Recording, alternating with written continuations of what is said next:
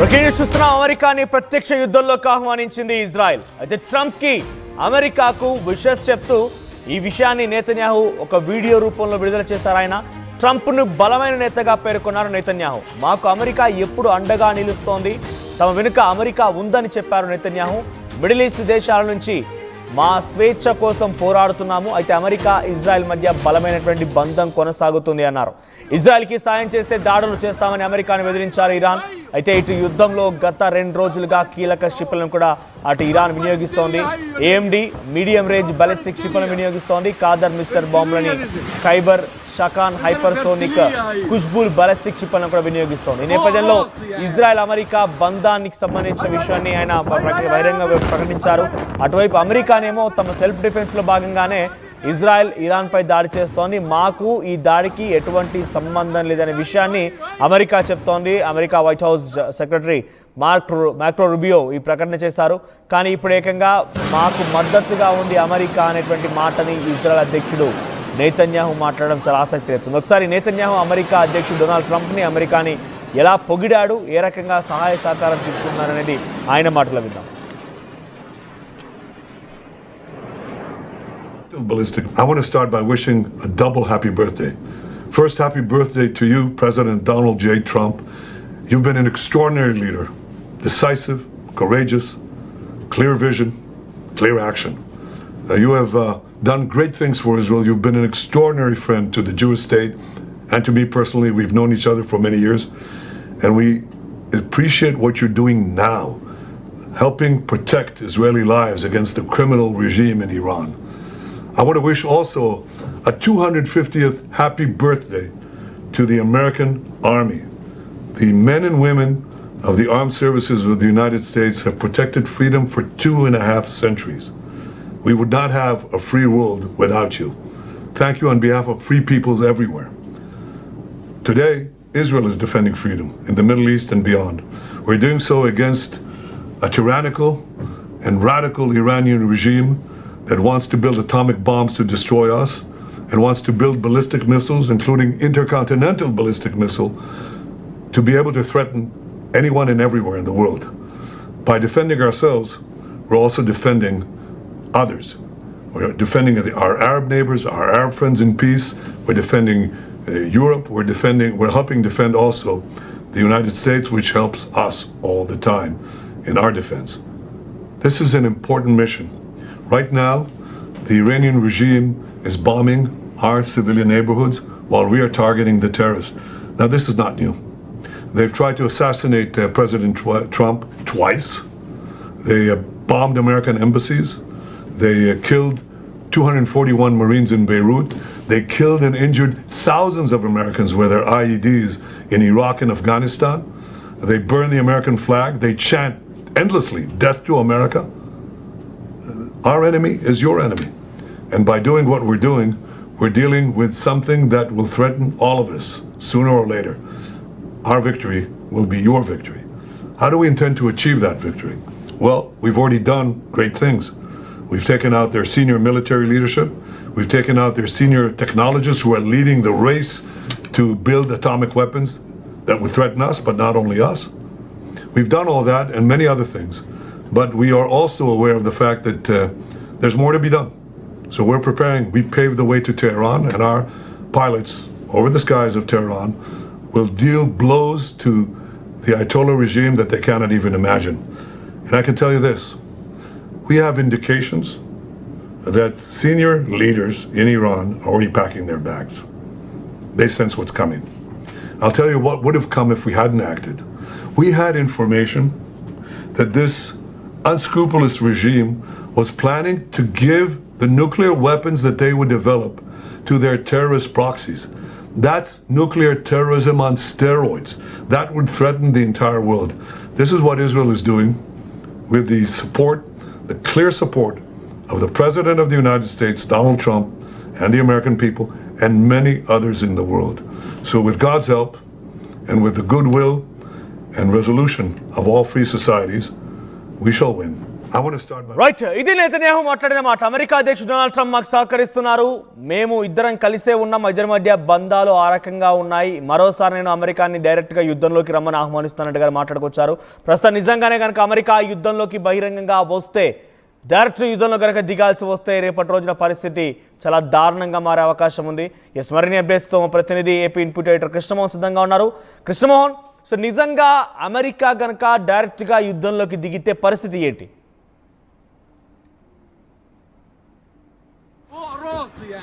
మాట్లాడుతున్న ప్రకారం కానీ లేకపోతే ఇజ్రాయెల్ ప్రధాని కోరుకుంటున్న విషయం ఏంటంటే, ఇప్పుడు ఇరాన్ చేస్తున్న దాడులు ఏవైతే ఉన్నాయో, ఇరాన్ చేస్తున్న దాడుల్ని మనం కానీ అంటే క్యాజువల్ గా మనకు అర్థమవుతుంది ఏంటంటే, ఇరాన్ చేస్తున్న దాడుల్ని ఇజ్రాయెల్ తట్టుకోలేకపోతుంది. బేసిక్గా ఇరాన్ పెద్ద ఎత్తున ఇజ్రాయెల్ మీద దాడులు చేస్తున్న పరిస్థితి, కంప్లీట్ గా కూడా పెద్ద ఎత్తున డ్రోన్స్ ఆయనతో కావచ్చు, లేకపోతే మిక్స్ కావచ్చు, వీటన్నిటితో ఇజ్రాయెల్ మీద దాడులు చేస్తుంది. ఇజ్రాయెల్ డిఫెన్స్ వ్యవస్థ పూర్తిగా కూడా దీన్ని ఆపలేకపోతున్న పరిస్థితిని ఒప్పుకొని తీరాలి. ఇజ్రాయెల్కి ఇప్పుడు తక్షణం ఎవరో ఒక దేశం నుంచి పెద్ద ఎత్తున ఒక సపోర్ట్ అయితే కావాల్సిన పరిస్థితి ఉంది. సో అటువంటి పరిస్థితుల్లో ఇజ్రాయెల్ పదే పదే అమెరికాని కావచ్చు, ట్రంప్ను కావచ్చు కోరుకుంటున్నాడు, మీరు డైరెక్ట్ గా నాకు సహాయంగా యుద్ధంలోకి రండి అని చెప్పి కోరుకుంటున్న పరిస్థితి. సో ఈ యాంగిల్ గానీ మనం కానీ చూసుకుంటే, ఒకవేళ అమెరికా నిజంగానే అంటే ఇప్పటికీ అమెరికా యుద్ధ నైపుణ్యాన్ని తర్వాత కొంత సపోర్ట్ చేయడానికి రంగంలోకి దిగింది, మిడిల్ ఈస్ట్ సైన్యాన్ని కూడా సిద్ధంగా ఉంచింది. కానీ ఇది ఎంతవరకు డైరెక్ట్ రంగంలో దిగి ఇజ్రాయెల్ కి సపోర్ట్ గా అమెరికా దిగి యుద్ధంలోకి ఇరాన్ మీద అటాక్ చేస్తుంది అనేది చూడాలి. కానీ ఇక్కడ ఇరాన్ వార్నింగ్ కూడా ఇస్తుంది, మీరు ఇజ్రాయెల్ కి సపోర్ట్ చేసి ఇది కానీ చేస్తే మేము కూడా దాడులు చేస్తాం అమెరికా మీద అనే ఒక హెచ్చరికను కూడా చేస్తున్న నేపథ్యం జరుగుతోంది. సో ఇటువంటి పరిస్థితుల్లో అమెరికా ఇజ్రాయెల్ మధ్య ఒక బలమైన బంధం ఉంది. లేదు, ఇజ్రాయెల్ కి మాకు మిడిల్ ఈస్ట్ దేశాల నుంచి కూడా మా స్వేచ్ఛను మేము కోరుకుంటున్నాం అంటూ ఇజ్రాయెల్ ప్రధాని నెతన్యాహు మాట్లాడుతున్నప్పటికీ, బట్ ఎంతవరకు అమెరికా ఫుల్ రోల్లో ఇజ్రాయెల్ కి సపోర్ట్ గా నిలబడుతుంది అనేది చూడాలి. ఇజ్రాయెల్ ని పూర్తిగా కూడా అంటే ఇజ్రాయెల్ గతంలో కూడా ఒక మాట మాట్లాడింది, మేము ట్రంప్ ని పూర్తిగా నమ్మలేము, బట్ మాకు భారత్ సహాయం కూడా కావాలని చెప్పి భారత ప్రధానంతో కూడా మాట్లాడిన పరిస్థితి కూడా ఉంది. సో ఇటువంటి ఇష్యూస్ ఉన్నాయి. వాళ్ళకి తెలుసు ట్రంప్ వ్యవహార శైలి, ట్రంప్ వ్యవహరిస్తున్న తీరు. అంటే అసలుకి ఈ ఇజ్రాయెల్ వర్సెస్ ఇరాక్ మధ్య జరుగుతున్న వారు అసలు జరగడానికి కారణమే అమెరికా అనేది ఇజ్రాయెల్లో చాలా మంది పబ్లిక్ మాట్లాడుతున్న పరిస్థితి కావచ్చు. అంటే ఇటువంటి ఈ పరిస్థితుల్లో అమెరికా ఎంతవరకు రంగంలోకి దిగుతుంది, ఎంతవరకు పబ్లిక్ లోకి డైరెక్ట్ గా వార్లోకి వస్తుంది అనేది వేచి చూడాల్సిన పరిస్థితి అవుతుంది. బహుశా ఇప్పటికే కొంత అమెరికా సైన్యాలు ఇజ్రాయెల్ కి కొంత చేరుకుంటున్నాయి, కొంత యుద్ధ విమానాలు యుద్ధ నౌకలు కూడా ఇక్కడికి చేరుకుంటున్న పరిస్థితి కనపడుతుంది. కాబట్టి సో ఫర్దర్ మూవ్మెంట్ ఏ మూవ్మెంట్ లో ఎలా అమెరికా డైరెక్టర్ గా ఇన్వాల్వ్ అవుతుంది, ఏ విధంగా యాక్షన్ తీసుకోబోతుంది, ఏ విధంగా ముందుకు వెళ్ళబోతుంది అనేది ఒక క్లారిటీ రావాల్సిన పరిస్థితి అయితే ఉంది. బట్ అది నేరుగా ఈ యుద్ధంలోకి దిగితే, ఒకవేళ అమెరికా నిజంగానే ఇజ్రాయెల్ కి మద్దతుగా దిగిన తర్వాత జరగబోయే పరిణామాలు ఏంటి, సో మిగతా ప్రపంచ దేశాలు ఏ విధంగా ముందుకు వస్తాయి. ఒకవైపు రష్యా కావచ్చు, బ్రెజిల్ కావచ్చు, జర్మనీ కావచ్చు, తర్వాత భారతదేశం నుంచి ఎటువంటి ప్లాన్ ఉంటుంది, ఏ విధంగా ముందుకు వెళ్తారు, వీటన్నిట్లో అంటే బహుశా అంత దూరం రాకపోవచ్చు. చర్చల ద్వారానే కొంత ఈ సమస్యలు పరిష్కారం అయ్యే మార్గం అవుతుంది అనేది కూడా కొంత వినపడుతుంది. కానీ వాస్తవానికి ఇరాన్ చేస్తున్న దాడులకి ఇజ్రాయెల్ అయితే తట్టుకోలేకపోతున్న పరిస్థితి చాలా క్లియర్ గా ఉంది. కంప్లీట్ గా ఇజ్రాయెల్ డిఫెన్స్ వ్యవస్థ పూర్తిగా కూడా ఇరాన్ చేస్తున్న దాడుల్ని అడ్డుకోవడం విఫలమైందనేది మాత్రం ఖచ్చితంగా చెప్పాలి. కానీ అమెరికా ఎంతవరకు ఈ బార్లోకి ఇజ్రాయెల్ కి మద్దతుగా ముందుకు వెళ్ళబోతుంది, ఏ విధంగా వెళ్తది అనేది చూడాలి. అది కొంత టైం పట్టే పరిస్థితి అయితే కనబడుతుంది మనోజ్. కానీ ఇది డైరెక్ట్గా అమెరికా విషయంలో ఆలోచిస్తే కనుక రష్యా ఉక్రెయిన్ వార్లో అమెరికా ఉక్రెయిన్కి మద్దతుగా నిలబడుతుందనే భావనలో రష్యా ఉంది. ఇటు ఇజ్రాయెల్ ఇరాన్ వార్లో కూడా ఇజ్రాయెల్ వైపుగా అటు అమెరికా నిలబడుతోంది.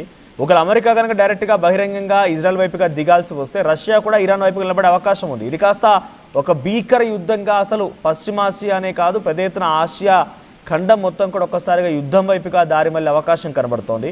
సో ఈ సిచ్యువేషన్లో అంతటి పరిస్థితి దారితీసే అవకాశం ఉంటుందా అంటే డీఎస్కలేషన్ కోసం చాలామంది అడుగుతున్నారు. కానీ అమెరికా ఎక్కడ కూడా డీఎస్కలేట్ చేయండి అని మాట అని చెప్పలేదు. అటు రష్యా ఉక్రెయిన్ వారిని ఆపడం కోసం నేను ప్రయత్నం చేస్తానని చెప్పి అమెరికా అధ్యక్షుడు అన్నారు. సో అటు డొనాల్డ్ ట్రంప్ అటు ఇజ్రాయెల్ ఇరాన్ వార్ను కూడా నిలిపివేస్తానని చెప్పి ప్రయత్నం చేసినప్పుడు ఏమాత్రం సఫలీకృతం కాలేదు. సో ఈ రకంగా ఇది తీవ్రతరం అవుతున్న కొలది ఇంకా ఎటువంటి పరిస్థితులు దారితీయొచ్చు అంటారు? అంటే బేసిక్ ఇక్కడ పశ్చిమాసియా మీరు చెప్పినట్టు పశ్చిమాసియా మొత్తం కూడా కొంత పశ్చిమాసియా దేశాల మధ్య జరుగుతున్న ఈ అంతర్గత పోరులో ఆ పశ్చిమాసియా దేశ ప్రజలు మాత్రం కొంత గందరగోళమైన పరిస్థితుల్లో ఉన్నారు. వాస్తవంగా మనం కానీ ఆ ఓవరాల్ ఆ సిచ్యువేషన్ కానీ ఒకసారి కానీ మనం చూసుకుంటే అక్కడున్న పబ్లిక్ నాట్ హ్యాపీ. కంప్లీట్ గా ఆ ఏరియాస్ లో ఉన్న ప్రజలు ఆ పశ్చిమ దేశాల మధ్య ఉన్న ఆ కుటుంబాలు అన్ని కూడా కొంత గందరగోళమైన పరిస్థితుల్లో ఉన్నాయి. అంటే అక్కడున్న నేతలు అక్కడున్న వాళ్ళ పాలకులు వ్యవహరిస్తున్న తీరు పట్ల కొంత అసంతృప్తి వ్యక్తం చేస్తున్న పరిస్థితి.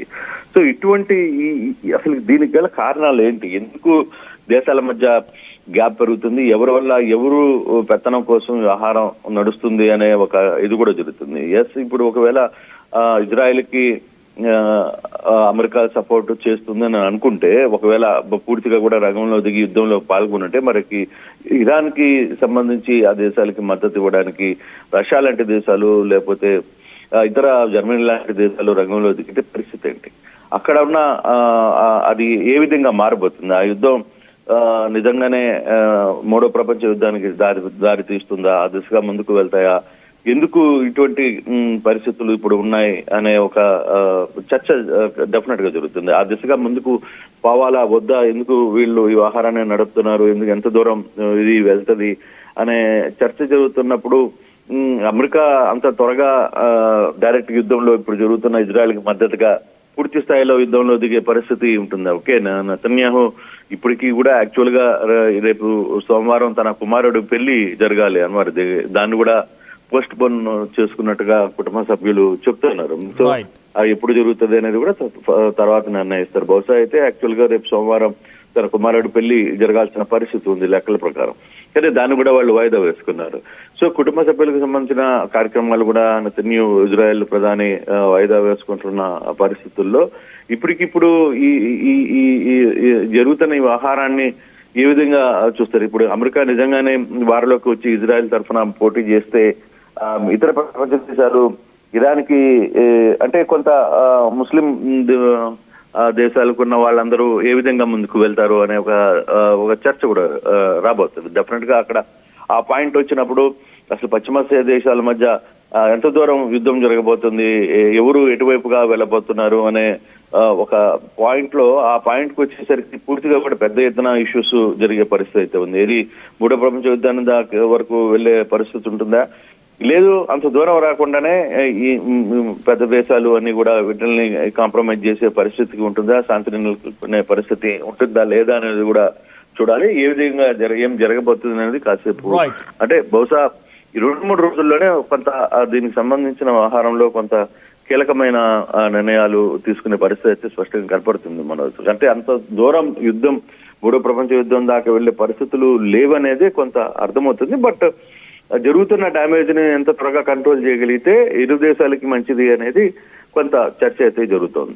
Right, thank you Krishnamohan. So మొత్తం ఇది ఇరు దేశాలకు సంబంధించి యుద్ధం విషయంలో అమెరికాని డైరెక్ట్ గా నెతన్యాహు ఆహ్వానిస్తున్నారు, యుద్ధంలోకి దిగమని చెప్తున్నారు ఆయన. అటు అమెరికా కూడా మాకు పెద్ద ఎత్తున మద్దతుగా ఉంది, మాకు అన్నిటి రకాలుగా తోడుపాటు అందిస్తోంది, బంధం విడదీయలేదని చెప్పి మాట్లాడుకొచ్చారు. నిజంగా అమెరికా కనుక యుద్ధంలోకి రావాల్సి వస్తే ఒక భీకరమైనటువంటి మూడో ప్రపంచ యుద్ధం తథ్యంగా కనబడుతోంది. చూద్దాం మరి ఏం జరుగుద్దో. ప్రస్తుతానికైతే అమెరికా కేవలం తటస్థంగా ఉన్నామని చెప్తోంది. మరి తటస్థ వ్యవహారాన్ని ఎంత మేర కొనసాగిస్తుందో చూడాలి.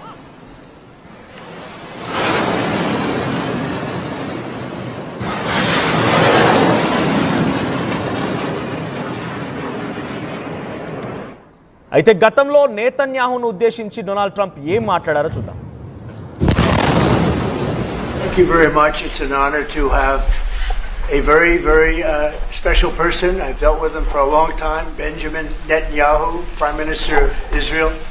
And we had lunch together, we had meetings together,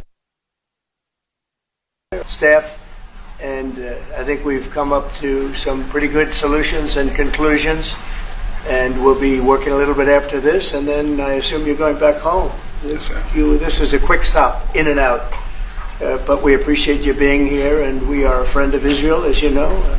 I would say that I'm by far the best president that Israel has ever even thought of seeing.